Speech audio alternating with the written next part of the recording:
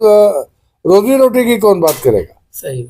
जहां धार्मिक उन्माद फैलाया जाएगा, जहां मंदिर मस्जिद की बात होगी, तो वहां पे इंडस्ट्रियल कौन सी बात होगी? उद्योग धंधों की कहां से बात होगी? जिसको शांति व्यवस्था बनाए जाने की जिम्मेवारी जिसकी है, वो पिस्टल लहराते हुए दौड़ाता है लोगों को, वोट डालने से रोकता है। ये पे राजनीति किसी को नहीं करना चाहिए। लेकिन सर इस समय हो रही कोई राजनीतिक दल सुप्रीम कोर्ट में कुछ मुट्ठी भर लोगों के लिए ही सुप्रीम कोर्ट रह गई है, इसलिए कि उसके पास इतना टाइम है। पुलिस की नाकामी है, प्रशासनिक दोष है, प्रशासनिक दोष, बड़ा दोष। घर का मुखिया पक्षपात करने लगेगा जी, तो निश्चित ही हुनर और आरटीआई एक्ट के तहत लटका दिया। आज हमारे साथ हैं, मैं इनसे बहराइच को लेते हुए संभल तक और पूरे उत्तर प्रदेश का भ्रमण कराऊंगा, बातचीत कराऊंगा। आप वीडियो में बने रहिए और जानिए। सादर प्रणाम आपको। आपका बड़ा बड़ा अभिवादन और आपके चैनल से जुड़े हुए तमाम दर्शकों का मैं अभिनंदन और स्वागत करता हूं आपके चैनल के माध्यम से, और आपकी पत्रकारिता की निष्पक्षता की मैं अपने तहे दिल से तारीफ करता हूं। सर जी, पूरे उत्तर प्रदेश में आग लगी हुई है, उत्तर प्रदेश जल रहा है, और उत्तर प्रदेश के जो वर्तमान मुखिया हैं योगी आदित्यनाथ जी मधुमस्त है। अब तक इनका बुलडोजर चल रहा था, सुप्रीम कोर्ट बुलडोजर को रोक दिया और चारों तरफ कहीं तलवार चल रही है, कहीं चाकू चल रहा है, कहीं फावड़ा चल रहा है, कहीं दंगाइयों के साथ इनकी प्रशासन सरकारी गुंडा बन करके फायर कर रहे हैं लोग। जैसे आप देख रहे हैं बगल में एक जामा मस्जिद को लेकर के हंगामा हुआ है, उस पर आपका क्या विचार है? नहीं, ये आग लगी नहीं है जी, ये आग लगाई जा रही है जी। जब कोई भी परिवार हो, आप अपने घर से शुरू कर लीजिए, गांव की राजनीति में प्रधान से ले लीजिए, प्रदेश की राजनीति में मुखिया से ले लीजिए, देश की राजनीति में प्रधानमंत्री से ले लीजिए या राष्ट्रपति से ले लीजिए। जब घर का मुखिया पक्षपात करने लगेगा जी, तो निश्चित ही घर में विग्रह होगा, आग लगेगी, विग्रह होगा। जी। तो अब घर के मुखिया को अवॉइड करके उनको नकार के सारा दोष नीचे, मैं तो नहीं मानता। मैं तो कहता भाई, जो जहां पानी मर रहा है जी, बात वहां होनी चाहिए। तो अभी जो हुआ है, जो हो रहा है, वो देश हित में नहीं है, किंचित ही इसको नहीं हम कह सकते कि ये देश हित में। इससे हमारा देश पिछड़ेगा, पीछे जाएगा।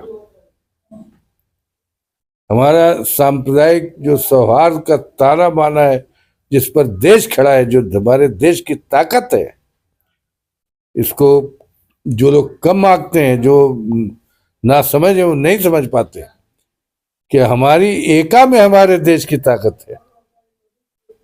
हमारी सांप्रदायिक एकता हमारे देश को समृद्धता दे सकती है, और इसको जो लोग तोड़ना चाहते हैं वो दरअसल चाहे शासन में हो या शासन के बाहर हो, किसी राजनीतिक दल में हो, किसी एनजीओ में हो, चाहे उन अलग अलग वो व्यक्तिगत हो, वो किंचित ही इस देश के हित में नहीं है। और इस देश का सबसे बड़ा विरोधी, सबसे घटिया व्यक्ति इस देश का है, जो इस तरह की भावनाओं के साथ देश के साथ खिलवाड़ करता है। सर जी, संभल में कोर्ट आदेश देती है। कुछ लोग बताते हैं कि पहले आदेश दिया था, जांच हो चुकी थी, उसके बाद तत्काल सुबह दायर होता है, शाम तक आदेश आता है और फिर सुबह तुरंत वहां फोर्स जाती है और हु हल्ला हो जाता है। क्या ये कोर्ट भी इसमें दोषी हो सकती है कि 24 घंटे के अंदर रफा दफा कर दो? ऐसा कुछ है क्या सिस्टम में? आपका तो अच्छा अनुभव भी है कोर्ट से लेकर के और गांव तक अनुभव है। असल में एक नैसर्गिक न्याय का मामला आता है कि अगर किसी के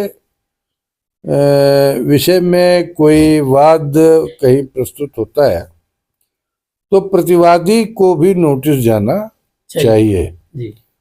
अब न्यायालय के कार्यप्रणाली पर मैं कमेंट नहीं कर सकता, इसलिए कि हमें अधिकार नहीं है न्यायालय के उसकी गरिमा प्रभावित होती है। जी।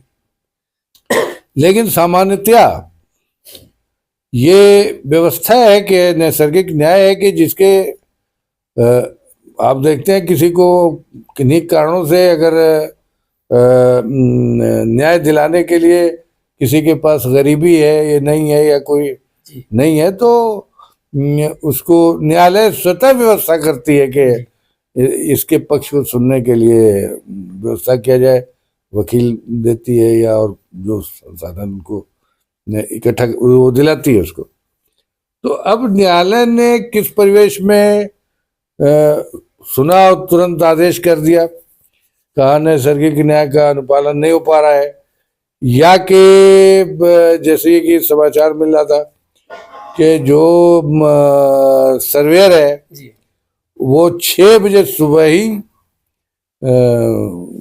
नवंबर के महीने में 6 बजे तो सूर्योदय होता है, तो 6 बजे का पहुंच जाना तो क्या प्रश्न लगाता है, साथ में भीड़ का पहुंचना।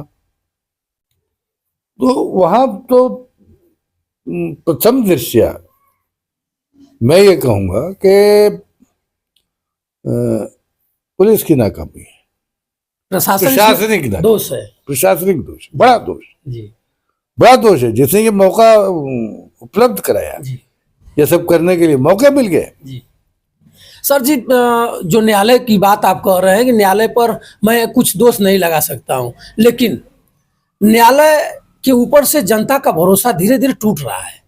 देखिए, न्यायालय भी कहीं ना कहीं कुछ इसमें घुमा फिरा करके उसके कारण है जी, उसके कारण है कई। अच्छा, अब आप देखो, न्यायालय तो कुछ मुट्ठी भर लोगों के लिए, जैसे सुप्रीम कोर्ट को आप ले लो, सुप्रीम कोर्ट में कुछ मुट्ठी भर लोगों के लिए ही सुप्रीम कोर्ट रह गई है, इसलिए कि उसके पास इतना टाइम नहीं है। न्यायालय ने बहुत सारे डिसीजन लिए और वो जो हमारे छात्र नेता हैं जेएनयू और उसके आपके दिल्ली यूनिवर्सिटी है, वो जो है जिसमें उमर अब्दुल्ला शर्जिल कौन वो है, बहुत सारे हैं उसमें, हर संप्रदाय से है। सुप्रीम कोर्ट ने उनको सुना ही नहीं, हाई कोर्ट ने उनको सुना ही नहीं, और ऐसे ऐसे लोग जो देश के क्रीम हैं और उनको एलिगेटेड करके युपका लगा के सबसे घिनौना आरोप लगा के उनको आरोपित करके उनको कई सालों से जेल में डाला हुआ है। तो अब इस तरह की परिस्थितियों में तो सवाल उठेगा जी, न्यायालय में 20-20 साल 25। अच्छा, एक आदमी ने निचली अदालत ने हत्या के आरोप में एक व्यक्ति को सजा दे दी, हाई कोर्ट में उस व्यक्ति को जमानत मिल जाती है, बेल मिल जाती है। 44 साल की उम्र में उसको सजा हुई और 25 साल गुजर गए, आज तक उसका नंबर ही नहीं है। तो कितना दिन हो गए, 59 साल की उम्र हो गई, 60 साल की उम्र हो गई। 60 साल के बाद अगर ये जजमेंट आता है कि इनको आजीवन सजा बरकरार रहेगी, तो उनका जीवन कितना बचा? या बहुत से ऐसे लोग हैं, बहुत से ऐसे लोग हैं जो बिल्कुल दूर दूर तक जिनका अपराध से रिश्ता नहीं है, आज वो जेलों में पड़े सड़ रहे हैं। जी न्यायिक प्रक्रिया हमारे यहाँ के बुरा हो गई। सर जी, संभल के घटना को लेकर के समाजवादी पार्टी के राष्ट्रीय अध्यक्ष अखिलेश यादव जी बता रहे हैं कि जो हम लोग उपचुनाव लड़े हैं, उपचुनाव की चर्चा, माने जो घपला हुआ है, वर्तमान सरकार योगी जी की जो घपला की है, उस चर्चा को रोकने के लिए ये लोग दंगा भड़काए हैं और दंगा कराए हैं कि वो चर्चा बंद हो जाए और राजनीति हो जाए यहाँ से स्टार्ट 2027 की। क्या ये सत्य बात है कि नेता जो है, राजनेता लाश पर ही राजनीति करना चाहते हैं? देखिए, दंगे पे राजनीति किसी को नहीं करना चाहिए जी, लेकिन सर इस समय हो रही है। कोई राजनीतिक दल अगर इंसानियत के, इंसान के खून पे अगर राजनीति करता है, कोई भी राजनीतिक दल हो, तो वो निश्चित ही वो हितकर नहीं है, लोगों के लिए हितकर नहीं है। अब रहा सवाल के अखिलेश जी जो कह रहे हैं, जी तो परिस्थितियां ऐसी बन गई कि उनको कहने का अवसर है। अगर नहीं होता, अभी 2 दिन पहले चुनाव रिजल्ट आए, और जो चुनाव के परिदृश्य आए, आप लोगों ने जो रखा है, सोशल मीडिया ने जो जनता के सामने, लोगों के, अपने दर्शकों के सामने जो परिदृश्य प्रस्तुत किया है, वो एक बड़ा सवाल छोड़ती है, बहुत बड़ा सवाल छोड़ती है कि पुलिस वाले, पुलिस के लोग, अब किस भाषा का प्रयोग किया जाएगा कि इतनी निर्लज्जता, और कानून के रखवाले कानून को अपने हाथ में लेके ब्रैकेटिंग कर रहे हो, जी किसी वर्ग विशेष को वोट डालने से रोक रहे हो। जी एक पुलिस अफसर जिसको शांति व्यवस्था बनाए जाने की जिम्मेवारी जिसकी है, वो पिस्टल लहराते हुए दौड़ाता है लोगों को, वोट डालने से रोकता है, औरतों पर पिस्टल तानता है। आप ये बता दिए कि भारत में इन परिदृश्य में देश का लोकतंत्र कहाँ खड़ा है, बाबा साहब का संविधान कहाँ खड़ा है, और जो चुनाव आयोग की निष्पक्षता है, इस परिदृश्य में वो कहाँ खड़ी है? सर, चुनाव आयोग तो कह रहा है कि हमारे यहाँ शिकायत आई और हमने सस्पेंड कर दिया। तो चुनाव निष्पक्ष हो गया क्या? चुनाव आयोग तो बार-बार कह रहा है। चुनाव निष्पक्ष हो गया क्या? अरे आपने सस्पेंड कर दिया, आपने नोटिफिकेशन के हो गया, आप चले गए, ये सरकार आएगी, उसको जो इंस्पेक्टर था वो सीओ हो जाएगा, उससे बड़ी भी घटना करेगा, फिर उससे बड़ी करेगा, सरकार का तलवा चाटेगा जी। जिसके। अच्छा, ये किसी के नहीं है, ये तो बड़ा तेज करवट मारते हैं। अभी दूसरी सरकार आएगी तो सबसे आगे चले जाएंगे वहां। जैसे मुख्यमंत्री की कुर्सी पर दूसरा कोई बैठेगा, तुरंत चमचागिरी लोग चालू कर देंगे। हाँ, ऐसा आप सर, ऐसे लोगों को तो आपने बहुत देखा होगा, आपकी उम्र भी लंबी है, कितनी सरकार आई और कितनी सरकार चली गई, कभी ऐसा हुआ था कि नहीं? हमें तो नहीं याद आता है, कभी नहीं हुआ था, हमें तो नहीं याद आता। लेकिन सर ये सरकार क्या चाह रही है, आखिर में सरकार का मंशा क्या है? सरकार का ये देखो, एक मेंटेलिटी डेवलप कर रही है कि जो वोट का कि वो ये एनालिसिस करें, समीक्षा, जी जी, तो ये डिवीजन हो रहा है, सामाजिक डिवीजन करने की है अभी ये प्लान जो है कि इसको ऐसा धार्मिक जी विभाजन कीजिए ताकि बिना हर्रे फिटकरी जो है, बिना रोजगार की बात किए हुए, बिना शिक्षा की बात किए हुए, बिना उद्योग धंधे की बात किए हुए ना सत्ता में बना रहा जाए। कोई जो है जहां धार्मिक उन्माद फैलेगा वहां रोजी रोटी की कौन बात करेगा। सही बात। जहां धार्मिक उन्माद फैलाया जाएगा, जहां मंदिर मस्जिद की बात होगी, तो वहां पे इंडस्ट्रियल कौन सी बात होगी, उद्योग धंधों की कहां से बात होगी।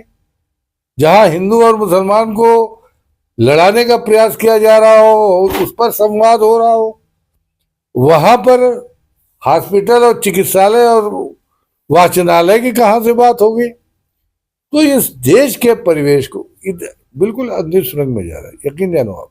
मेरे साथ में सोचता है, मैं तो कभी अकेले में इतना भाव खा जाता हूँ कि हम कहेंगे या मालिक तू ही कोई व्यवस्था कर कि इस देश के ताने बाने को तोड़ने से टूटने से बचा ले।